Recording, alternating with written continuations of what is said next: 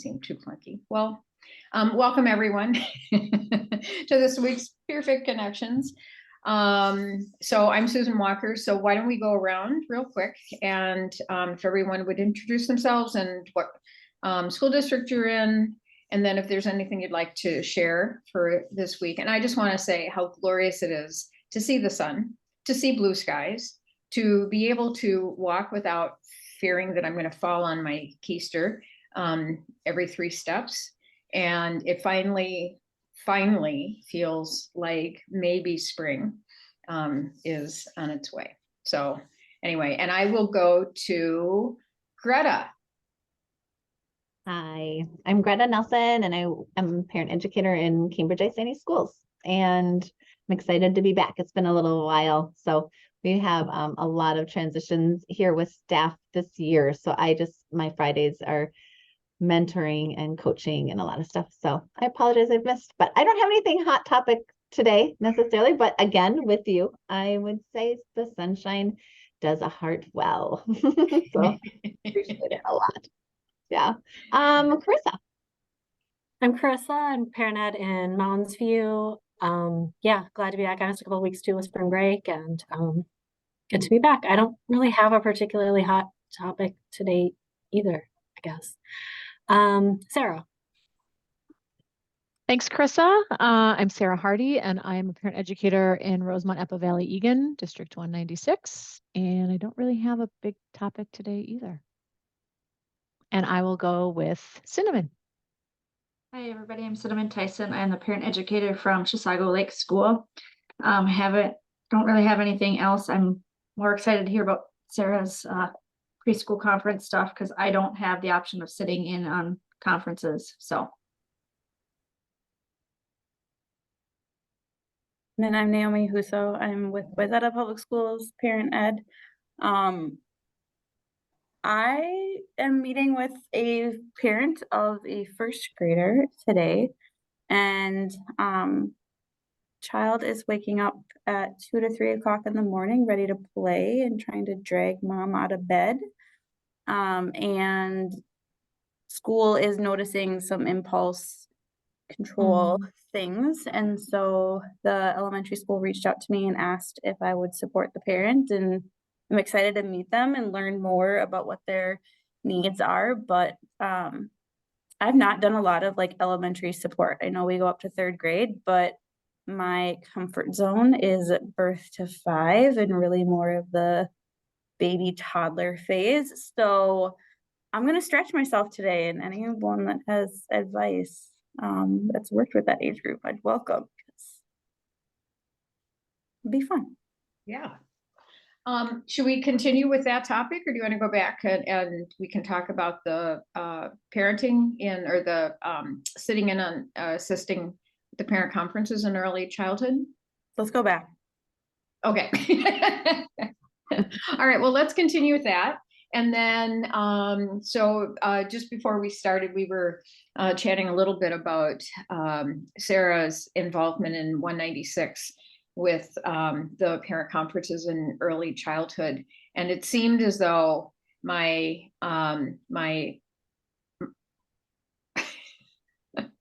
my own perspective is that that was a topic of interest for others, and that not all school districts have the same practices in terms of parenting educators sitting in on or assisting with the early childhood conferences. So Sarah, if I can ask you, would you give just a thumbnail sketch of kind of what it is that your involvement is as a parenting educator in 196 in that way? You bet. So again, I'm just in my 2nd year with District 196. I'm still kind of learning the role. It was new to me. I didn't do anything like this in my previous district. And what they do in 196 is they assign each parent educator to support a preschool classroom. They have a big 4s preschool program and a smaller 3s preschool program. And regardless, 3 or 4, every early childhood teacher, preschool teacher has a parent ed that is their support with an hour and a quarter per week of paid time in the service of supporting the needs of the families and parents associated with that class. And as a part of that, I am expected to attend sort of in addition to that weekly pace. I'm expected to attend conferences, sit in on conferences on conferencing days, sit in on meet and greets at the start of the school year as well to meet families and help them get oriented to the class. And the way that I spend that hour and a quarter per week on average throughout the school year is in a couple of different ways.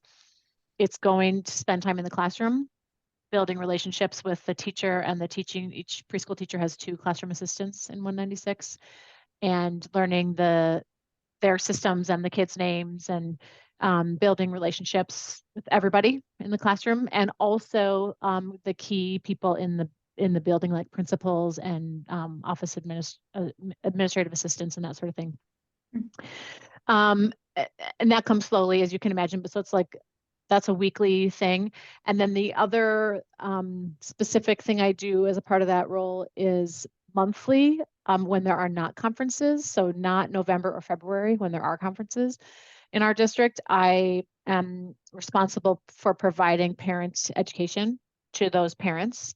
And I don't always, it is not the case that every month I get to choose the topics. There are a couple of sort of sets of information that I've expected to convey to parents at certain points in the year. So for example, in the fall, the first one we do is called like what's happening in pre-K. And it's just it's like an orientation to the classroom after, later September or early October, like once things have planed out theoretically in the classroom for the classroom teacher.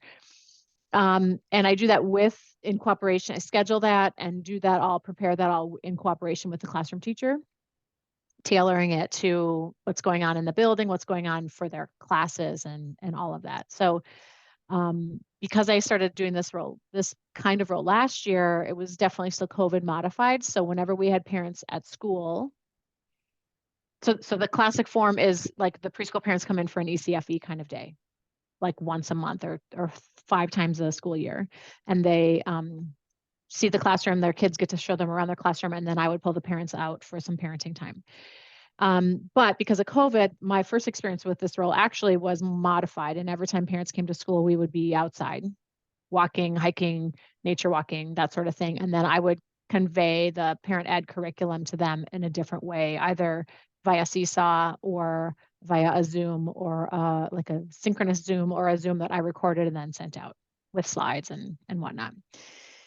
This year it's returning to more classic. So I'm able to have parents in buildings and take over conference rooms. And it's been more what I would prefer, right? If you're going to be doing that in person, it's a lot. It is like harder. Like there are more variables when you're bringing people into buildings, and then you have to do the building protocols and signing them in. And these are people I don't know very well because I don't see them very often. And so it's a different kind of parent support work. There are probably, but last year and this year, there have been probably a small handful of parents whom I have gotten to know very well because of things, as you can imagine, that are going on. But most of them, I don't know their names, like on site. Like I'm not exactly sure whose kid is there. Like it's very different than the ECFE kind of relationship where you deeply know and understand all of the humans in the family that are coming to school. So that's the role. And part of that is sitting in on conferences. And the conferences, I can't ever sit on all of them because I support different buildings. And so you're just kind of triaging where you can be when with the families that maybe have the most, would benefit the most, or would be most interested to have me present. So part of it is really partnering with that preschool teacher. And as you can imagine, so I've partnered with 5 now, different preschool teachers over the course of 2 years. And every relationship is different. Some of them feel like the parent eds are in a position, I think, and feel maybe threatened or less comfortable, less like they have, what do you have to add? I got this, kind of more ownership themselves or over their program. And others are very interested in folding in the parent ed role and ask a lot of us. So I've said a lot, so I'm going to stop talking now. Sarah, I have a couple of questions. So this is just during their normal class time, once a month they come in. Is this separate from normal class time? So when parents are coming to school, it's during the school Okay. day. And When what I've are done the, go ahead. when I've done Zooms, I've done some of those in the evening. Okay. What are the like rules for attendance? And then what is the reality of attendance? Yeah, great question. So totally optional attendance. And in Okay. fact, one of the challenges is, in my view, is parents when they register their child for preschool, they don't know that they bonus, you get me too. Oh, you know, like, and so some of them are like, they're threatened by me, they don't understand what my role is, or that I'm not like, you know, like calling them to the principal's office if I call to check in or anything like that, right? So everything is optional. And you know, I don't feel like it's certainly not true that everybody participates or like is like, yes, we get this parent ed component. But this year attendance and stuff has been awesome. Last year it was like maybe 30 to 40% reliably parents would come, because we couldn't have siblings, and you know, like there's just so many harder things about last year. This year I've had like all but two. Every time I've done it, I've had like all but 2 or 3 kiddos have a grown up there for Wow. the event. So I think that there's a really keen interest in and a value. People understand like, wow, this is a great opportunity. I'm gonna make this work. Not because I'm involved, but because like the opportunity to be in a school is not something we can no longer take for granted, right?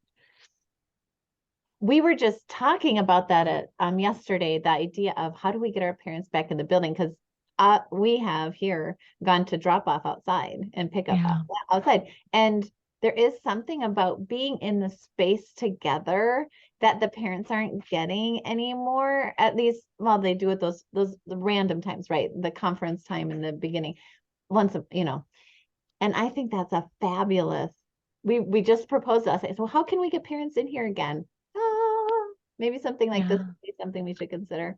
That's Well, really and I know that Christy Hansen and Shelley Doran from 196 are leading, like would have a much broader, longer view of like the why behind it and what they've tried that hasn't worked. Cause like I said, I've only been doing this like a year and 2/3. So there's it's like an 8-year history, I think, I of was going to this. ask, that's what I was going to ask next is how long have they been doing it and what have they figured out? Because that's really, it's a big thing to bite off to give all of that to parent ed. If you haven't done it in the past, that's a lot, but it's, Yeah, it's 5 hours a week. And some weeks I spend much more than that. And then it's on me to like pace it to make sure and boundary it. Like I'm not going to come this week because I'm ahead of pace or, you know, whatever. yeah, some flexibility there. It's an hour and a quarter per classroom. Yep. A week per Wow. classroom per week Per of classroom per week. I'm responsible for devoting an hour and 15 minutes of my time in the service of each classroom, and I'm assigned to 4 classrooms. So, but 2 teaching teams. So AM, PM at one building, AM, PM at another building. Right. So 2 buildings is probably the most anybody could do because otherwise you're racing all over town. What a nice option to bolster parent ed hours to bring people up to closer to full time or things like that as well. I mean, it's just the position because Yep. that's some of the things that especially I'm thinking outstate. We have you have to kind of find things if you're going to want to give people hours that they can work. I mean, some people are looking for a couple hours a week or whatever, right? Or something, but if you have somebody who wants more hours, Right. I'm always feeling like, what else can we have? What else can parent educators do that's in their wheelhouse, right?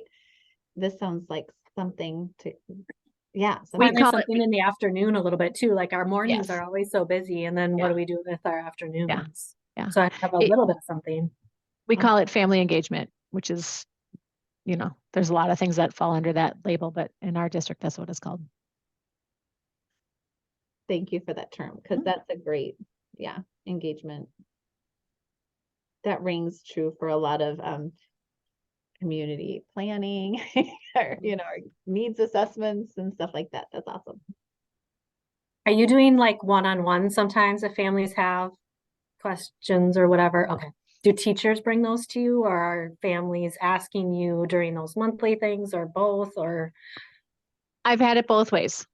I've Okay. had teachers be like, can you check in with so-and-so because this isn't happening, or this seems hard, or, whatever.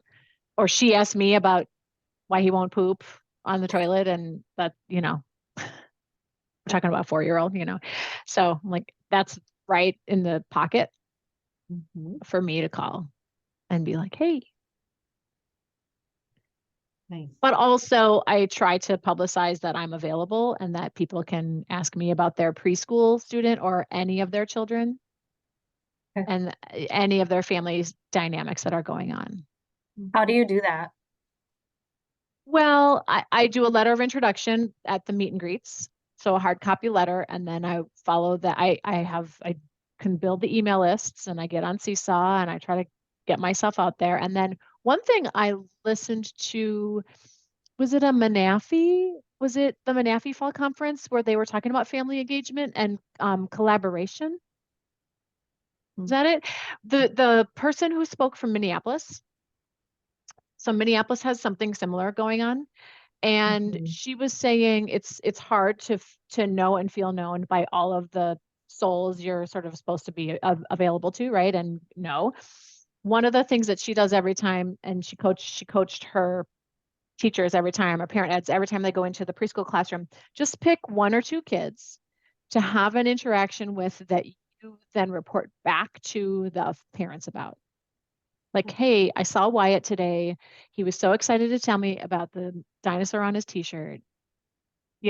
Just a little touch with the parent so I've tried to start doing that. And believe it or not, even that is like, oh God, I got to remember it, because, it's like, it's just another thing.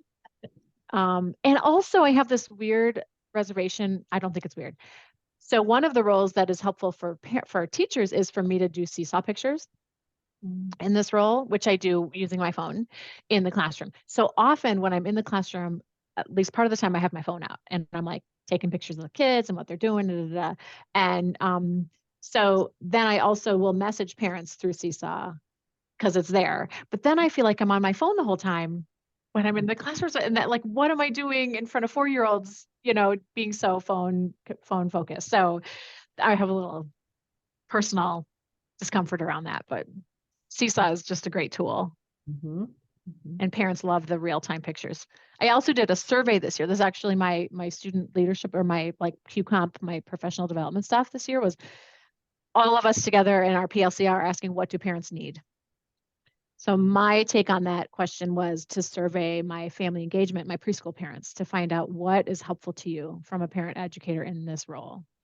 And the biggest, most popular answer by far was pictures on Seesaw. I'm like, well, okay. Well, you had it as a baby monitor when they were sleeping, and you could watch them 24/7, right? Right, Naomi? You could just watch your baby on the screen all day long. So now in preschool, we just need a little bit more preschool. And I'm thinking, Greta, about your question about how to get parents like back in the building. Like, I do feel like that answer reveals like how much they're craving. Maybe it's a mixture of like healthy and unhealthy needs in the parent to like know what's going on in the classroom. I mean, I've had baby monitor. Yeah, kind of. I've had preschool teachers ask me to remind parents not to read too much into pictures that I send out, because like who's sitting next to who in circle, or who's playing with who, like these are like snapshots. These are not like purposefully constructed, curated pictures, right? But parents sometimes will like zoom in and be like, well, he's not really smiling. The danger of media. Yeah, right. Exactly. So there's a lot to that. Parents who spend hours trying to get a perfect social media post picture. As a parent of a child in an in-home daycare who doesn't send a lot of pictures, it is kind of fun just to see what she's doing.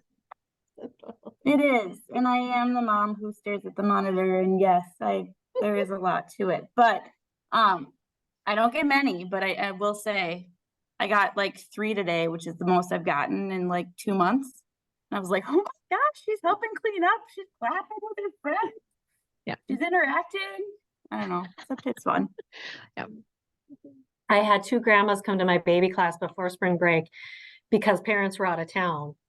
And they were talking about that they've got that monitor and they're spending their whole vacation watching that monitor instead of enjoying the trip together that they're supposed to be on. And they're like, it's not healthy. This isn't okay. Don't do that.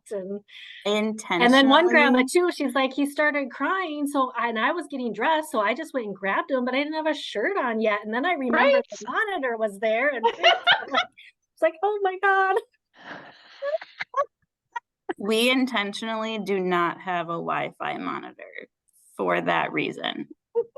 No one outside of our home can be watching what's happening in our home. It is simply for when she's sleeping, we can see her. But yeah. Technology is great. I will say my parents have told me several times, you survived without a monitor, she will too. And I'm like, but let me get you a better one. And my mom's like, oh yeah, this is kind of nice. Oh, monitors are amazing. And I hope that didn't come across as I'm an anti-monitor person. I'm just saying we are a culture that uses them. And so when we go to preschool, we probably want to see our children just as much as when we were, I mean, it makes sense that parents are asking for it. We just never had a chance to ask for it. And we got the little flower that had the picture printed from Black's photography or brown photography, and then it was cut out with the, I mean, yeah, well, that's the era anyway. So things have changed and it's good. Oh, Naomi, I would be watching that monitor too. Honestly, if I had to put myself as a young mom today, I would be doing the same thing. So yeah, we just get joy, and it's funny to watch her sleep. It is. She's goofy. Oh, now she's in REM. Now she's in deep sleep. Now I can sneak into her room because she's in really deep sleep, and I can get that thing I left on the counter, my coffee mug. Right? No. Find all the pacifiers that she threw out of the crib before she fell asleep and return them. So when she wakes up, when she wakes up, she can find them herself. Oh my gosh, that's funny. Do other people do anything to support conferences? I used to do something similar several years ago in Forest Lake, Sarah, but now I don't here in Moundsview.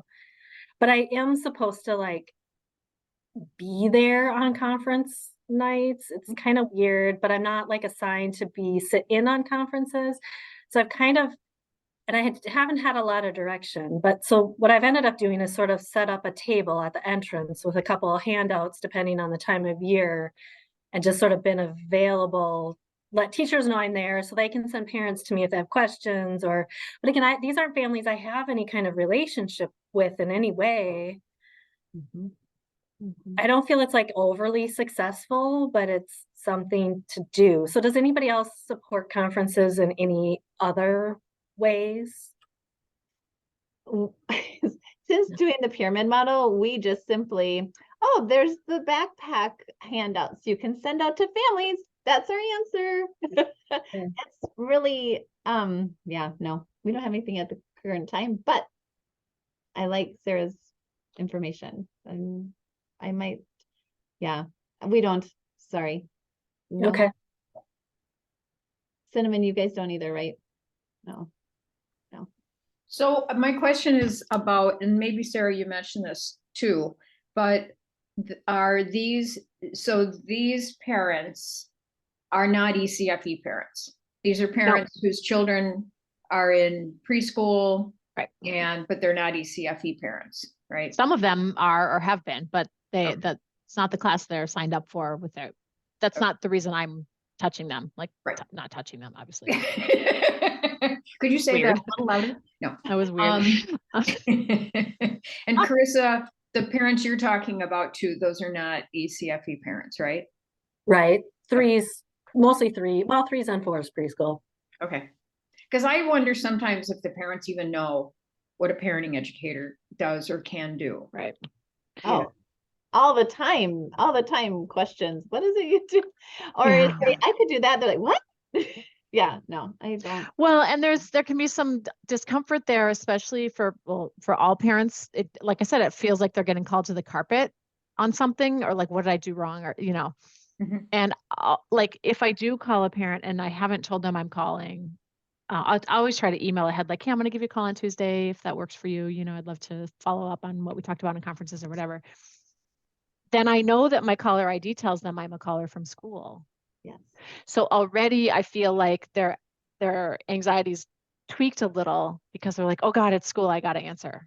Mhm, mhm, Right. And then I'm like, just me. mhm, mhm. I sort of wish like this is not an emergency. You know, I wish there was a way to make it feel sometimes less like that. But Sometimes for screening, especially since COVID and we've gone to doing exit interviews on the phone, I just call and say that usually, I mean, 99% of the time it goes to voicemail. So I just kind of say, hi, this is Greta. I'm just going to call. I'll call back in about 5 minutes, you know, after I introduce myself and then I say, I'd like to talk to you, do this thing, and then say, I'll call you back in 5 minutes just in case. And then, or you can call and leave me a message, something like that, because then they know that I'm not somebody who they don't want to talk to. right. I mean, at least I hope that's what their feeling is. But it's been very successful. I used to get discouraged when it went to voicemail. Now it's like, oh no, now I can just leave a message and tell them I'm calling them back. But I mean, it's a little different than what you're talking about, but it's so true that Mhm. that there's guardedness around answering the phone, period. It doesn't, even if your caller ID said Sarah Hardy on it, people don't answer their Right. phone. Even if it's Sarah Hardy and I'd say, answer the phone, you're gonna have a great conversation. I'm sorry, I had green tea and coffee. I'm so sorry. Ooh. Oh my gosh, matcha. I'm too loaded right now. Sorry. Yeah, I threw in the picture of Lucy, the psychiatric help for 5 cents. You know, I just have this image sometimes too of, you know, like a parenting educator just being in this little booth, you know, like or parenting help, 5 cents, you know, the Yeah. educator is in, you know. We've talked about that, like ask a parent educator booth or whatever, doing something like that. I've never done it, but like for years with different parent ed, we've talked about that. So that's funny. Yeah. It's so hard because we all know this, like it's always got to be tailored to who you're talking to. Like it's never like, oh, here's how you do this. You know? Right. Easy, you know? Right. So even like I'm thinking about you, Naomi, and this conversation you're going to have this afternoon. Good So maybe we transition, segue to Sarah. that. Thank you. But you know, so this family has been referred, I guess, by the classroom teacher or somebody at the school. Somebody at the school, one of our support teachers in the elementary school that our early learning is connected with. And so originally she reached out by phone and was like, hey, I have a parent who's coming in for conferences and has expressed that they're struggling with their first grader. Is this something you could support us with? And I was like, yes, it is. And so we decided that we're going to go to the home because it's more comfortable for the family. The elementary support person's coming with me so that Nice. she can be with the kids while I support the parent, which is awesome. And then I had just reached out because I was like, hey, any ideas what parent is looking for so I can at least bring a little bit? Otherwise, I'm happy just to have like an initial conversation and then we can move forward from there. And then she shared the awake in the middle of the night, wanting to play and waking parent up, and then also just like the impulse stuff. So I believe the family speaks Somali in the home, but I don't know for sure. So I thought I'd just bring stuff on executive function, and I have like 2 handouts, but I'm really not. I'll share them if I feel it's appropriate. Otherwise, I'm more just looking for a dialogue on what's going on, how mom's feeling, and Yeah. Does mom think it's a problem? I'm not sure. I've not met the parent yet. So Right. I mean, be a lot of gathering. And that's kind of, I think, to your point too, Sarah, with like, I always have handouts and things that I can share with families, but I also feel like a lot of the time it really needs to be tailored to the family. Because you've got the Yeah. cultural component there too. Right. And yeah, I just always feel like a handout can be helpful. However, it really needs to be personalized.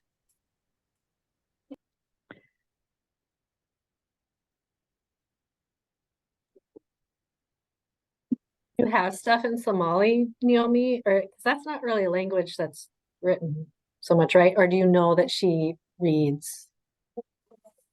Honestly don't know anything about the family. So I'm kind of going in more with the lens of let's talk, initially connect. Mhm. I'm completely prepared to go back and have other Yeah. visits if it's appropriate, if the mom wants it. So So, sorry to interrupt. Sorry. please go. Sorry, I just feel like, For sure. the relationship has to come first.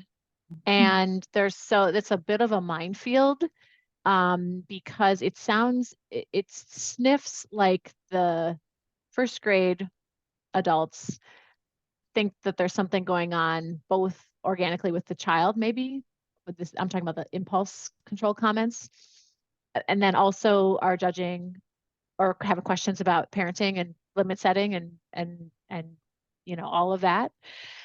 And both of those challenges are minefields for supporting Somali families in my experience, right? Like there's a heavy amount of suspicion in the Somali community, I think, not to do a too broad a brushstroke, but of our system telling or asserting that there's something neurodiverse going on with there's like a high rate of diagnosis of autism in Somali American kids and Somali kids from Somali born parents. And it's a minefield there of like going down the path of, we think there's something neurodiverse about your kid. And then also sleep is so cultural. It's so like, I would be tortured by a kid waking up at 2 and telling me it's time to play.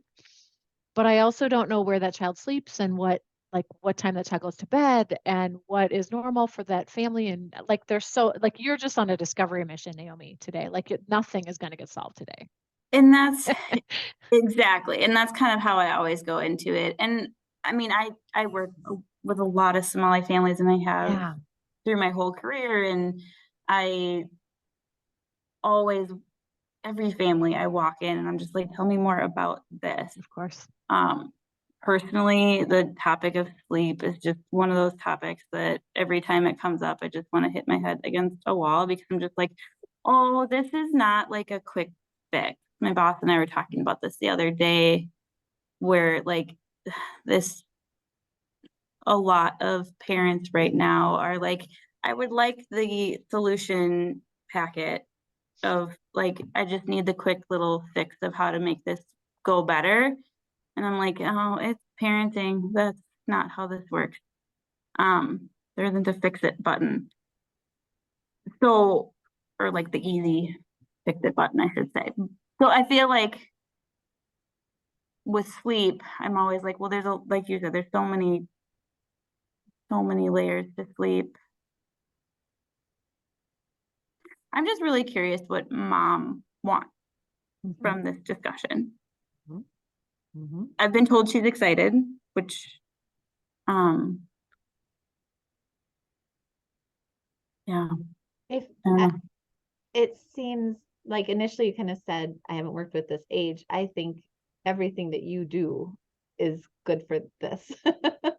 And regardless of her being a first grader, to this first visit will be exactly in your wheelhouse. It really will. It'll fit. And she probably wants to be heard. And I'm sure, very skilled at that, and asking those questions and figuring out the why behind the why behind the why, and just kind of asking them to think, Oh, Naomi, I don't think it's gonna be a first grade thing.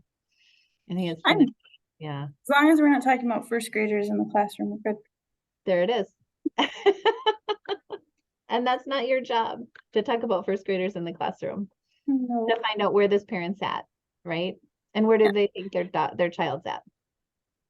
I think it's awesome that you're able to go into their space too, because you'll get so much information about their setup and who else is in the family and, you know. We'll just say this, some of I'm those- not in their actual space, so I'm using the community room in their Okay. complex, but yeah. Yeah, I just think Still. how supported the parent will feel by you're going in and having a true interest in the well-being of the family, you know, and the child. And and also, you know, gently discovering more about the family and, you know, and the support system, you know, for the family. And, you know, there may be, you know, sisters or other women in the community that the parent is very connected with and getting advice from. And that could be her parenting education, right, is from that network. And, but, you know, there's such a, I think parents generally, honestly, if I was a parent, this is a first grader. Yeah. Like if there was, if somebody told me when I was the parent of my daughter, when she was in first grade, that a parenting educator was going to come to talk to me, you know, I would like the bejeebies would be scared out of me. It would be like, what did I do? Like, what do they think I did? Like, or what has the teacher's been saying? Like, I would just like, my sense would come off, my alarms would go off, you know? And so for somebody to come in with a very warm and supportive attitude of like, let's just talk about your family, you know, like, what can I do for you? You know, do you need, like, what do you need? Like, you know, would be really wonderful because again, sort of getting back to like Chris's thing and the fact that parents, if they have a parenting educator available and aren't using the services, it's just like, well, what's your perception that this person's going to do anyway? You know, like, is your perception that a parenting educator, because I've heard this from families, right, is like, you know, like no one's going to come in and tell me I'm a bad parent, like that the parenting educator is just one more reinforcement from society that you suck at your job, you know. And that's really a shame because we all know that's the exact opposite of what happens. So I'll be really, really interested, Naomi, in how it goes. And I'm expecting great things, you know, because you're just lovely. And like, how could the parent like not adore you?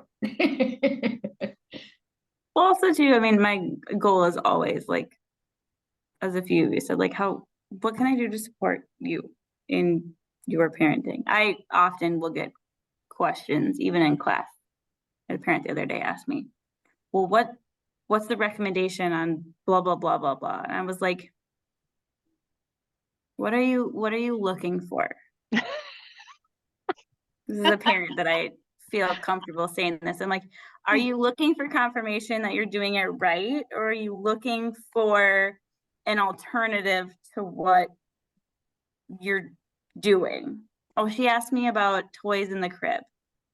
And I was like, well, the recommendation is no, but are they safe? I mean, it's a 2.5-year-old. I'm like, are they safe? Why are they in there? What are you using for? Does it feel appropriate for you? Do you think your child's safe? Yes, yes, yes.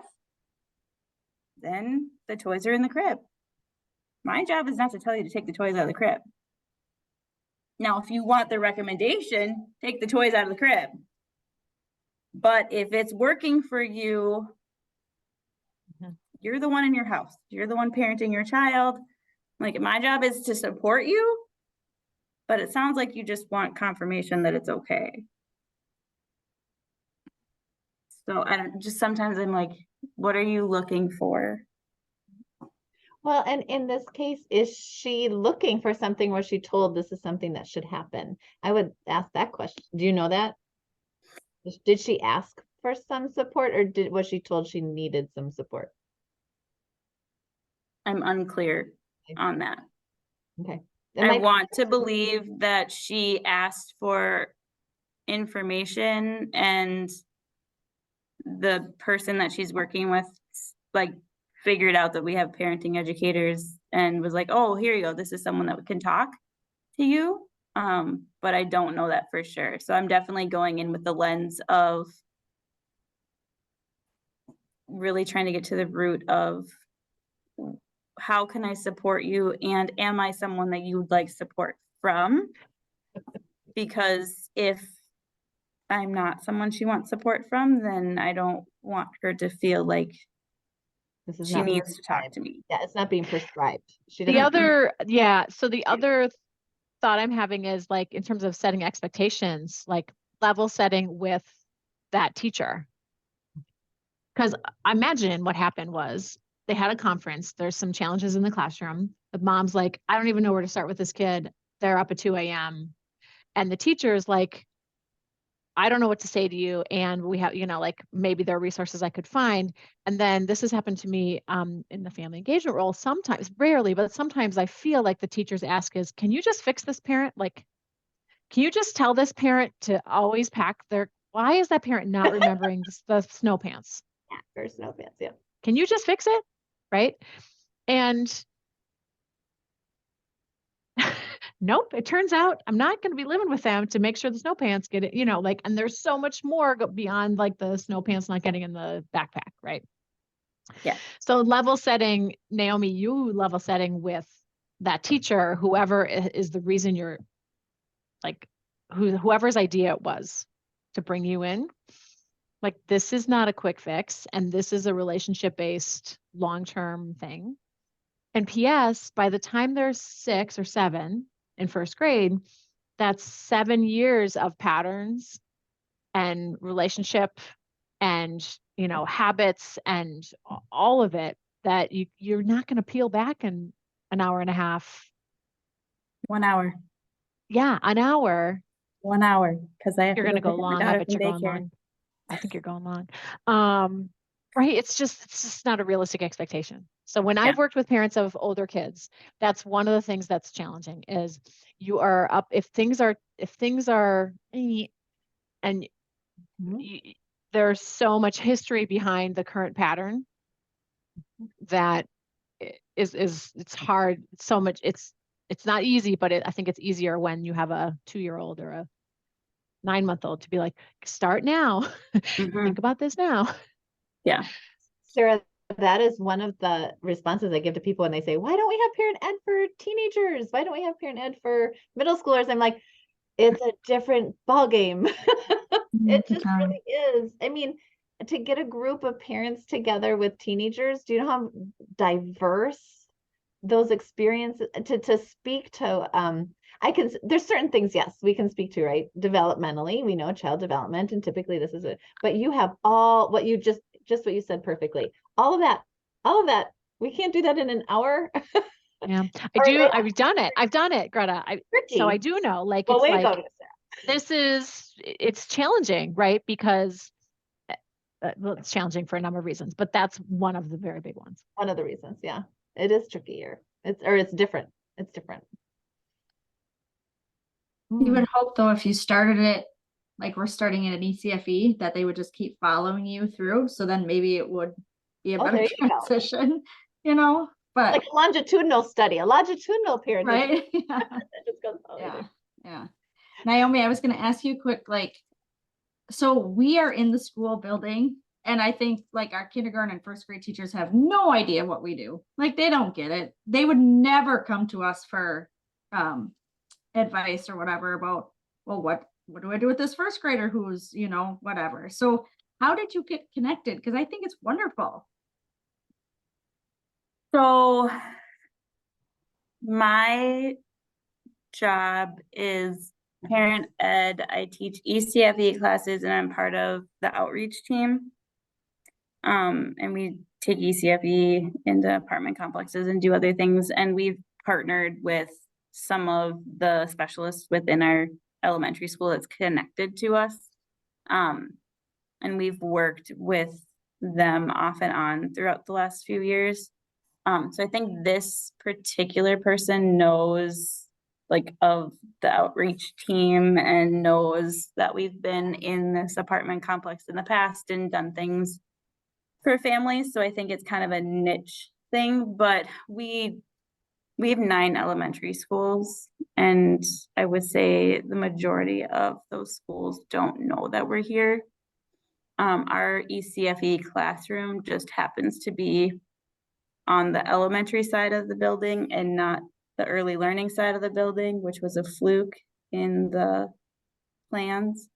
So I think a lot of people just see me in the hallway talking to parents who teachers don't want in the hallways of an elementary building with 2-year-olds that run away into classrooms. So I think it was a fluke, a little bit, but also too, we are trying to do better about networking with teachers and stuff. We have looked at like, how do we get parent ed support within the elementary schools, but with 2 full-time parent educators and 1 minimal part-time parent educator in 9 elementary schools, it's pretty much impossible. I think even just the idea of like getting into the preschool classrooms, I would love that. We don't have a robust parent ed team to even accomplish that for the amount of preschool classes that we have in our district. Well, and I feel like in our district too, like our preschool is one entity and ECFE is one entity. So we don't, I mean, we work together, but we don't collaborate at all. So yeah, for me, I don't go into any of the preschool rooms. I don't meet any of the preschool parents unless they do take ECFE classes. So I feel there is a huge population that we're missing, but it's just something that just hasn't connected yet. And we just haven't, you know. So, I mean, we make our presence known and they know who we are, but it's not, again, like Greta said, they're like, you what? What do you do? Who are you? So, but yeah. Well, that's so often the case of silos of, I mean, I see it at the university level too, of I have, you know, like you'll be on a meeting and then you see people that are doing like family support research or whatever, you know, it's just like, I had no clue. I didn't even know that system existed, you know, and especially in schools when I've seen org charts of school districts and where ECFE is located. And then you see like the, you know, classroom teaching over in a whole different area, or if it's over in community ed, like, oh, well, it's in community ed. That's not regular teaching or learning or whatever. But I think it's a system thing. I really, really do. And which is unfortunate because the more that something is an isolated entity, it's easier to cut, you know, it's easier to get rid of. And so the kinds of things you guys have been talking about this hour are really wonderful because they really show the expertise and the skill and the support that parenting education can provide, but more infiltrated to families across the system, you know, and as there's more of an understanding, I mean, this thing it's just is sad to me is this idea that people don't know what parenting educators do or can offer. And, you know, to any of the families, whether it's early childhood into elementary or on up to high school. And so the more that parenting education can be infiltrated without, I must add, overloading you all with more work, right? Is, you know, but more like what Sarah has, which is just integrated into her job description, you know? So, yeah, it's interesting, but honestly, not terribly surprising. So Naomi, how are you feeling about your upcoming meeting? It'll be good. I mean, I appreciate all the input and even just those reminders of like gather information, and I'm really just establishing relationships right now, which is always how I enter in. But I think it'll be good, and I'm just curious really to learn what this parent is looking for. If they are looking for help and support, or if they are appeasing the elementary school by allowing me to come. One place of support you might end up providing is supporting her in how to advocate for her child. Mhm. If there's nothing amiss in her view with her family's operating at home, and maybe she has a spirited kiddo, but maybe it's temperament or whatever. Mhm. How do you work with the school system that in first grade is like, you need fixing. This needs fixing. Yeah. They're all good reminders too, because I think I find myself like, I mean, I don't have this type of situation very often, but sometimes you get that parent and I kind of go like, this might be my one chance too. So then I maybe forget to spend the time on the relationship building as much. And I mean, of course, still do that, but like, I don't know if they'll ever be willing to talk to me again. So, or have the timing or the scheduling or, all of that. So like, I have to hurry up and do it all. I hear that. So good I hear that. reminders to just like chill out and do it. And maybe you don't get to see them again, but Mhm. Well, I love, I was writing down some of those deeper layer questions that Naomi was bringing up, and one of them being, am I someone you want to get support from? And just because we're in a role and we've been invited or asked to do something doesn't mean that the other person is going to be that, but I think that if we know that we are probably the best resource that the school district will offer, then sort of integrating that as a goal of the meeting, of if my goal is not content, not fixing, not, this, but if part of my goal is establishing a relationship so that going forward, I might be somebody that you want to get support from. I think that's beautiful. And I really appreciate you bringing that up. And also just that idea too of when parents ask a question, it's like, what are you really asking? Because our natural tendency is just to give information, and without that wisdom of what else might be going on. Yeah. Well, what a wonderful conversation, you all. Thank you so much. It must be the sun and the blue sky that is giving us, and matcha tea and coffee that that are giving us the fuel. Oh, thanks So, again, Susan, for facilitating. Great. Yeah. well, have a great week, everyone. And if you're traveling or enjoying yourself or whatever you're going to do, I hope that goes well. And if you're not here next week, that's great. And that you're doing something even more wonderful with your time. Otherwise, if you are around, it would be great to see you next week. So, Later. Bye. okay. Bye, everyone.